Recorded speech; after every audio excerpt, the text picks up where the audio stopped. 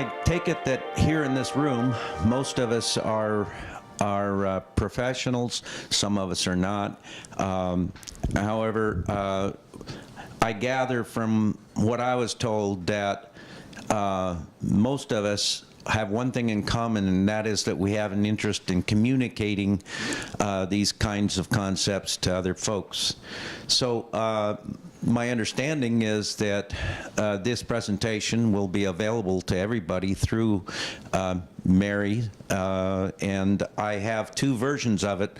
One is this short version that I'm going to give right now, and the other is a long version, which if I have the opportunity to give it this afternoon, I will. Otherwise, it's there. It's a little bit more complete, and the slides have explanations. So my talk is about global warming and its effects on Florida, and the physics of global warming has to begin with the concept of how greenhouse gases work on our planet. If it weren't for greenhouse gases, our planet would not be a livable place. It would be much, much too cold. Thanks to things like carbon dioxide and methane in our atmosphere, we actually have a livable temperature for human beings. Unfortunately, if we put too much of these gases in the atmosphere, the planet is very quickly going to get much warmer, and if that happens over a short time scale, it's going to be hard for humans to adjust to that.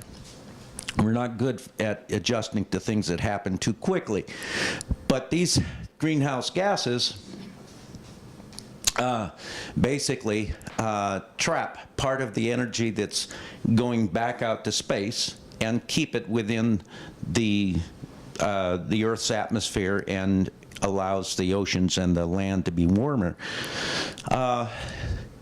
We've been measuring CO2 in the atmosphere since the 1950s at a station on Mauna Loa in Hawaii, and you can see how the carbon dioxide has been increasing non-linearly since then to the present, with an annual cycle every year, which depends on the way in which vegetation goes back and forth between the northern hemisphere and the southern hemisphere, causing those annual variations. But in addition to the annual variations, we can see that carbon dioxide has been steadily increasing from pre-industrial levels of about 280 parts per million earlier than this graph, up to the present, which is about 390 parts per million.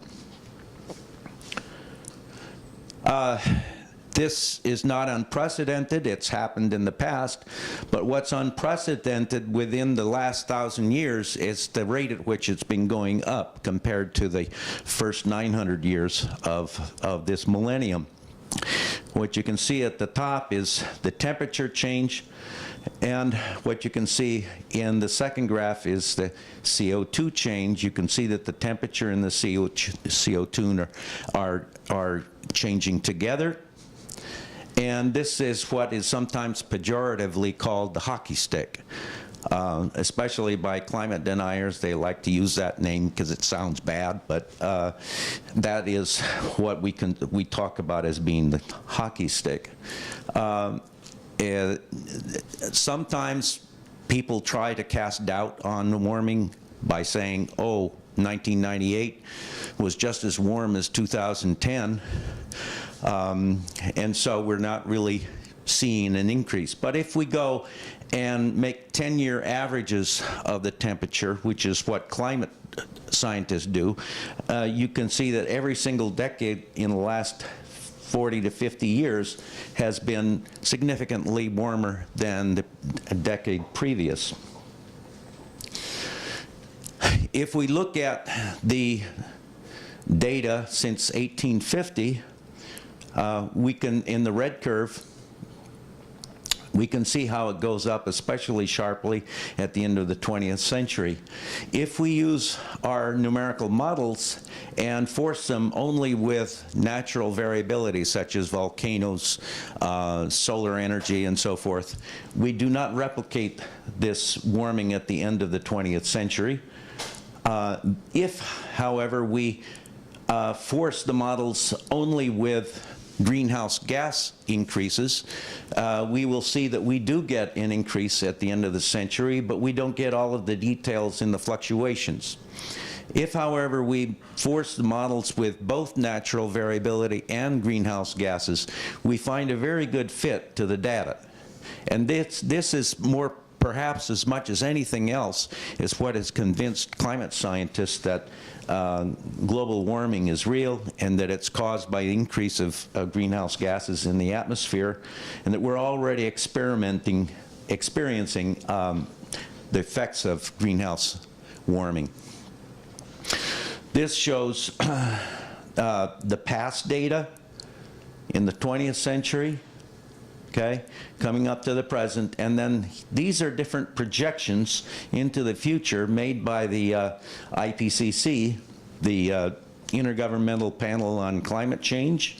This is the 2007 IPCC report. And the different projections basically are what we call scenarios. In other words, different assumptions about what we're going to do about greenhouse gases in the future.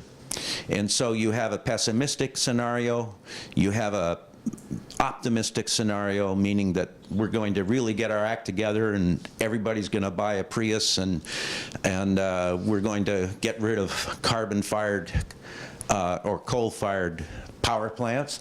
And so that is the B1 scenario here. The A2 scenario is business as usual, and the A1B scenario is the middle of the road, okay? And so this is probably the biggest source of the so-called uncertainty that scientists have about global warming. In other words, we're not uncertain that global warming is taking place. We're not uncertain that man is mainly responsible for that.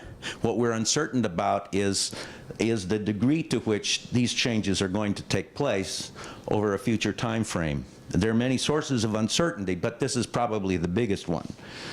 So if we look at what the planet will look like according to these projections in the future, we can look at the first scenario on the first row. That's the optimistic.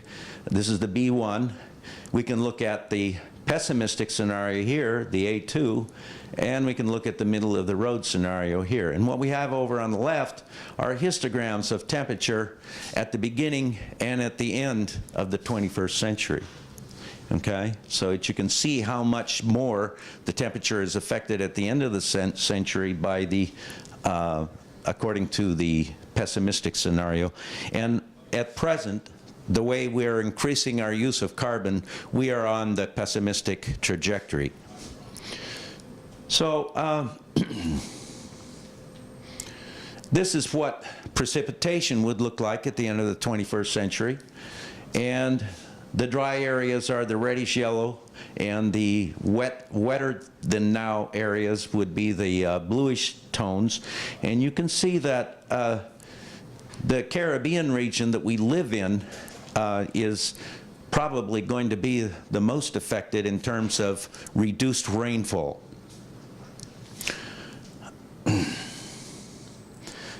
Some of the effects we're going to see, we're already seeing, we think, although we cannot attribute any single extreme event to global warming, we can observe that these extreme events have been more common in the last decade than they were in earlier decades, and we can expect that by the end of this century, these kinds of events are going to be much more common.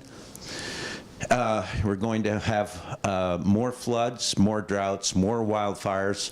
We're going to have the spread of diseases into latitudes that we're not accustomed to seeing them, such as dengue. There are already signs of dengue in the, excuse me. So we're going to have more diseases as a result of the increased temperatures. We're going to see, according to the current science, we believe that overall tropical storm activity, that means from the weakest tropical storms to the most severe hurricanes, the total number of storms will probably decrease by the end of the century, and we are all saying, hooray, hooray, something good. However, for Florida, that's not especially good news because we depend on tropical storms for a lot of our rainfall. And so if we get fewer of these tropical storms, we're going to have more severe water shortages. But at the high end of the intensity scale, we're going to observe a few additional extreme hurricanes in a century or in any particular period of time. So in the 20th century, we think we've had maybe 2 Category 5 hurricanes make landfall in the United States in the 20th century. So try to imagine a future century in which we have 3 or 4 Andrews affecting the United States in a century. It doesn't sound like a lot. However, these extremely intense storms are much more damaging than the weaker ones. And in terms of loss of life, in terms of loss of property and wealth, they are extremely damaging. And so to have 4 in a century instead of 2 is a big deal. Then we can see evidence as we speak about glaciers around the world, mountain glaciers that have been disappearing. You can go to places in Africa, South America, North America, Europe, everywhere we see evidence of glaciers disappearing. And most of these glaciers are probably going to be gone before the middle of this century. And you can consider the glaciers to be kind of the mine canary, if you will, of global warming. We also see from satellite observations now that the ice cover in the Arctic Ocean in the summertime is much reduced from what it was historically. And we can see that, for example, this is 2007. This is the normal coverage here. The ice cover here is much less in 2007 in August than it was in previous decades. That's the dotted line along here during that year. The blue line was 2010. You can see that things haven't changed much. We're seeing this big effect. Now, why is that important? It's true that if floating ice melts, it doesn't affect sea level, for example, so not a problem. However, ice and snow reflect about 90% of the sun's rays back into space as shortwave radiation. That's what we call high albedo. And unfortunately, ocean water absorbs 90%. So the difference between reflecting 90% back into space and absorbing 90% of the sun's rays means that we have what we call a positive feedback going on. Global warming is causing us to have less ice cover in the Arctic in the summertime, and that's causing us to increase the rate at which the oceans are warming, and the oceans are going to also warm the atmosphere. And in the future, the IPCC models are projecting that we're going to continue to see a disappearance of Arctic ice until there's almost nothing left in the summertime at the end of this century.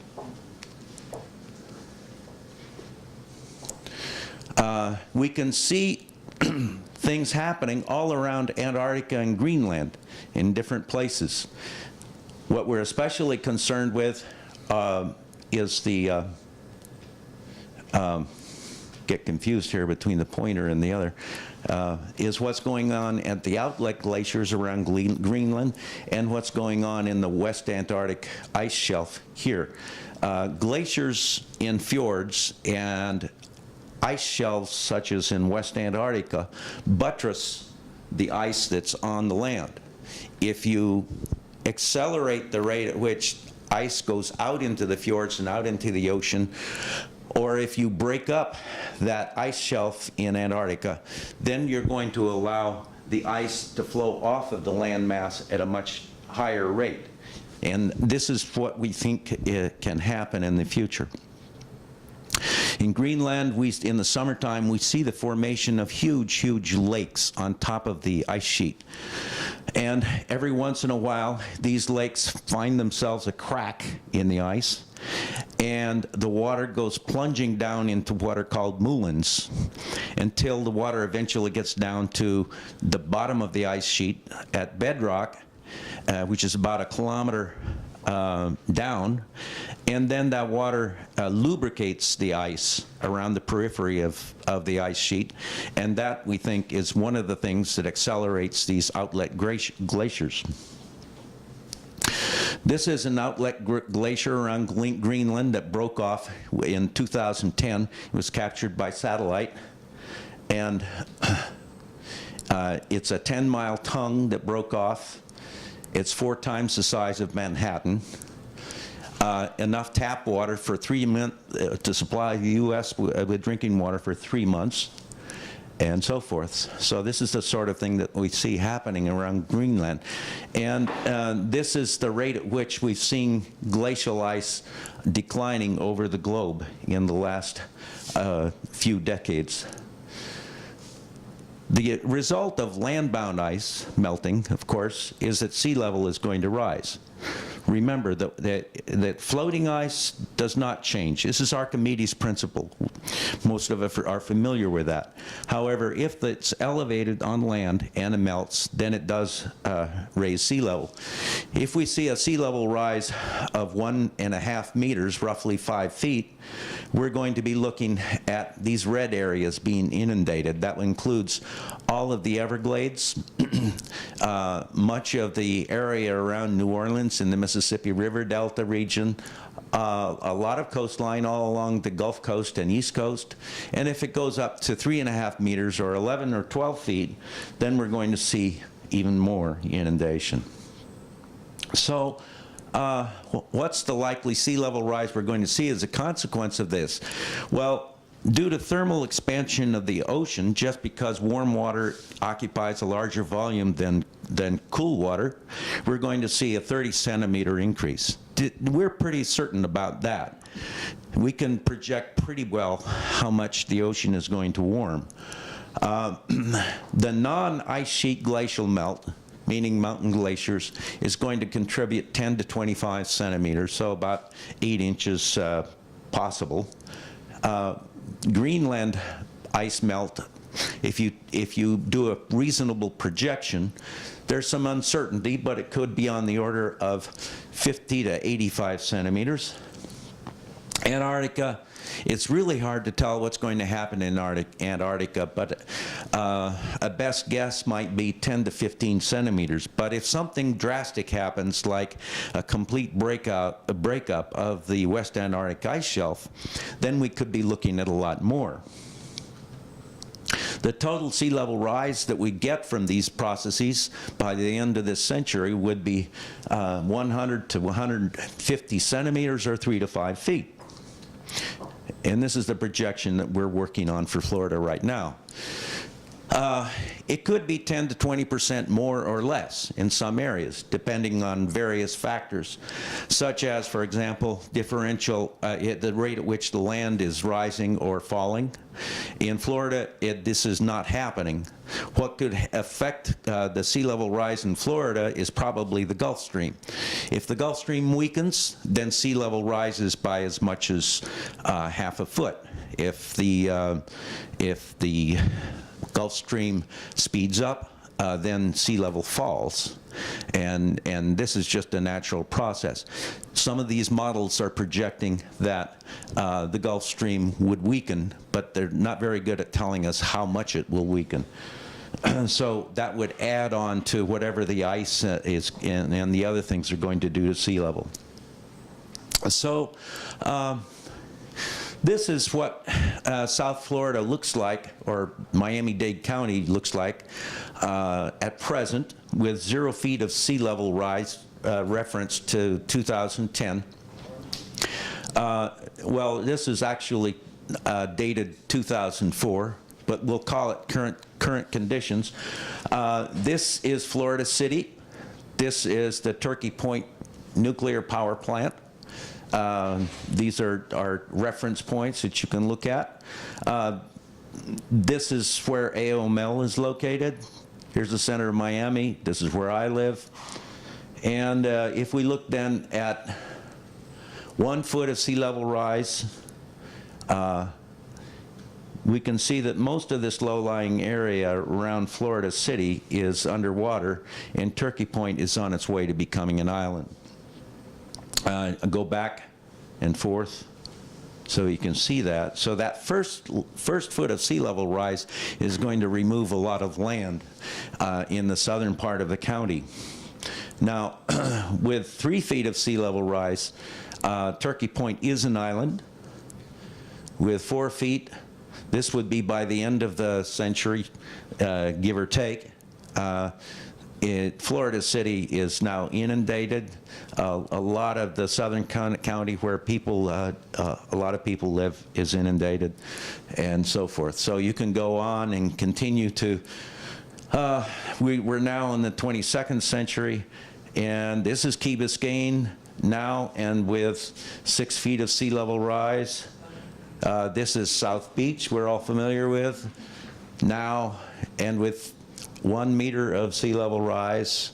And so this is, I'm sure you're familiar, this is Alton Road here.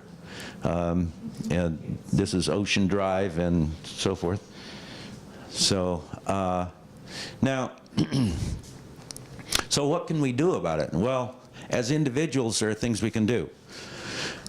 We can buy a non-polluting car, like a Prius.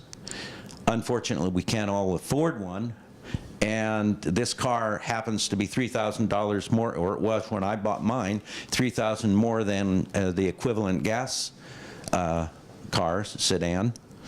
However, if you can afford it, it pays for itself.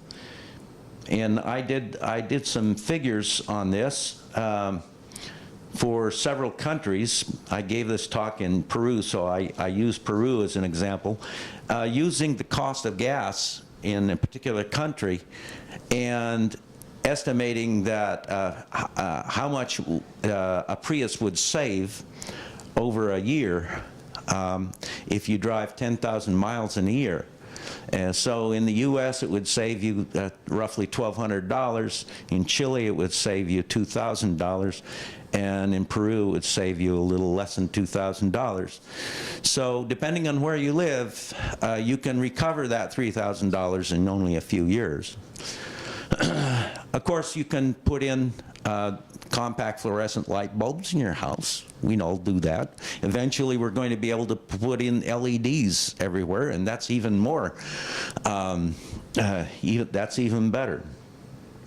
But then, power plants are a big problem.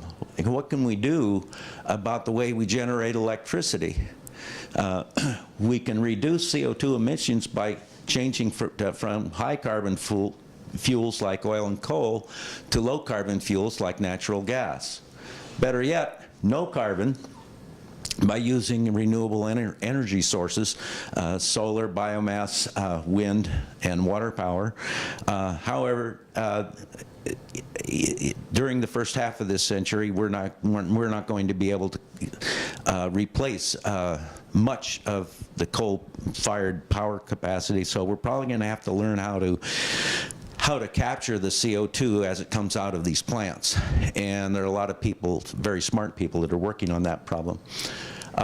There is a myth that about power plants, and that is that the technology does not exist to do these kinds of things, and that's really not true. This is just an example from Oklahoma showing that Tulsa is powered year-round by an efficient power plant turbines that recapture the waste heat. And achieving energy goals is a matter of promoting faster transition from fossil fuels to renewable energy, pricing energy at its true cost, removing subsidies from things like petroleum, rebate fee structures that reward efficiency and pay for themselves, eliminating roadblocks to smart distributed generation of energy. So that's the end of the talk. And I managed to finish on time.